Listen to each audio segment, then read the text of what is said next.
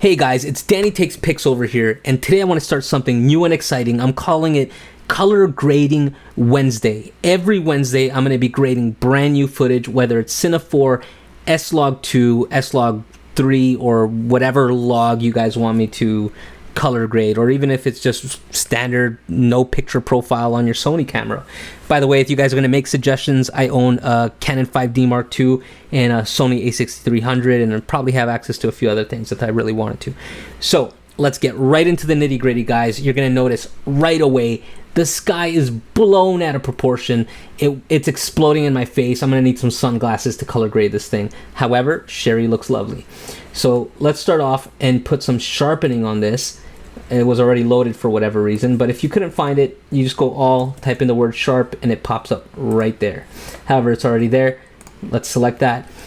I find that S-Log2 is less sharper than Cine4. I don't know if it really is. Somebody might want to correct me. So on S-Log2, if this was, I would sharpening it by 4. Since it's Cine4, I'm going to use the number 3. I feel that's the number that works for me, but again, you guys want to use your eyes to make the appropriate decision. After that, guys, I'm going to go over to the color board, which is just right there. However, it's already loaded for me. Let's go color board. The very first thing I want to do is take care of this exposure, guys. As you can see, it's blown up here, and there's very little information down here. So I'm just going to take the master slider and bring it down till it's at an appropriate level under the 100. You never want to exceed over the 100, and you never want to go under the 0. But let's yank these shadows down. Oh, never go under the 0. Maybe slightly. Here we go. Just right there. I feel that looks great. Already you guys can see the difference is night and day. I got some of that sky back, but it's still not enough, guys. If you guys have Final Cut 10.4, give this a like, because now we have access to hue and saturation curves, which is my favorite thing. This one and only tool has made me stop using luts completely. Luts are amazing. They're a professional tool. However, I love the control that you get in the new Final Cut 10.4. So if this, I guess, serves as a review for Final Cut 10.4, it's awesome. So let's click the dropper tool. I'm going to take care of that sky hue right there. I just click the dropper tool, select the color, and it automatically provides me the appropriate channel. And I'm going to make this kind of an aqua sky or neon green, a little bit of it poking over here, I think. Yep. And I'm going to push that up out there. Here's the thing, I want to make the sky slightly darker because it's poking up here. Let's go to, by the way, H&H is hue versus hue, hue versus saturation, hue versus luminance, luminance versus saturation, saturation versus sat. It's all kind of right there. So let's go hue versus luminance. Wow, I can't speak today. Let's make the sky a little bit darker and click that. Bring that lower. See, we could do this and completely lose the information, or maybe that's the look you're going for. Whether you lived in the Super Nintendo world, I really don't know. But let's bring this down a little bit.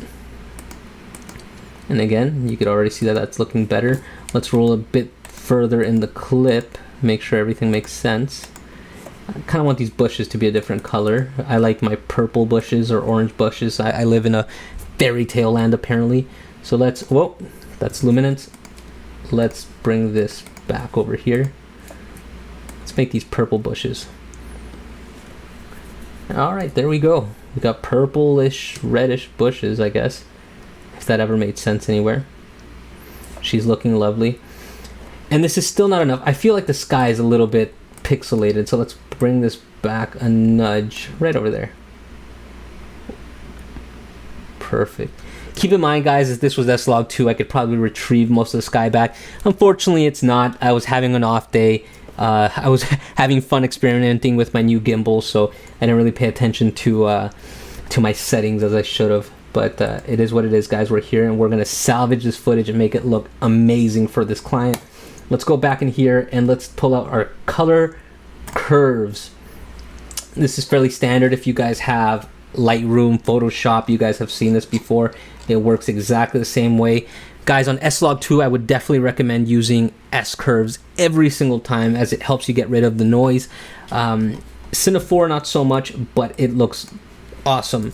I'm going to add 3 points at the lines, the vertical lines right there. I'm gonna dip this one in. The very left, I'm gonna use to crush the black slightly here, and I'm gonna push the highlights a little bit up. And there we have our slight S-curve. Let's see what this looks like now. I'm not sure about the quality that I'm using to capture this, as I'm using QuickTime Pro, so I hope it translates the way that I'm viewing it. However, if it doesn't, I apologize. I'd assure you, if you check my actual footage from this on my previous video, you guys will like it. So here we go. We could even change the around our curve on the red channel, which I'm not a fan of. We could do that with the green, which I'm not a fan of as well. Maybe the blue. Let's add more blue. Yep, I like that.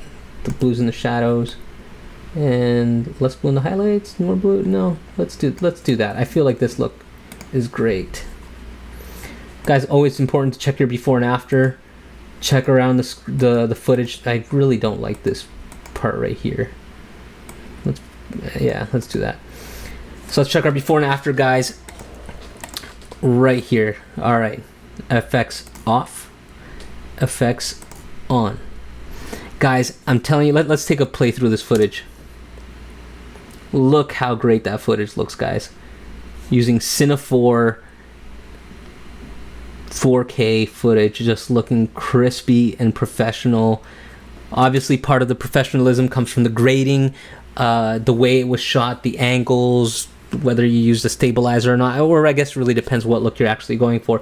But guys, the only thing I want to point out that when you're using the color curves is to be very logical about what you choose to change. Like, for example, the skin tones usually lie around the orange. There it is right there.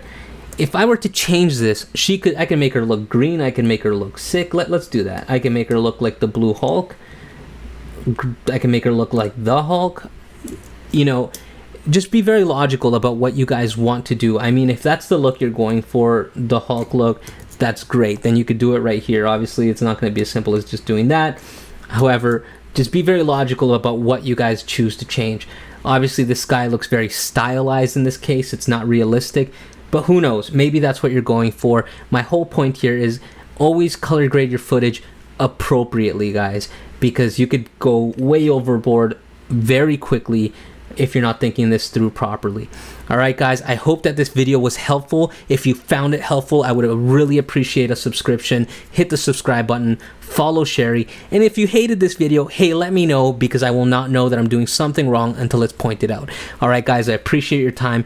Take care and have fun color grading.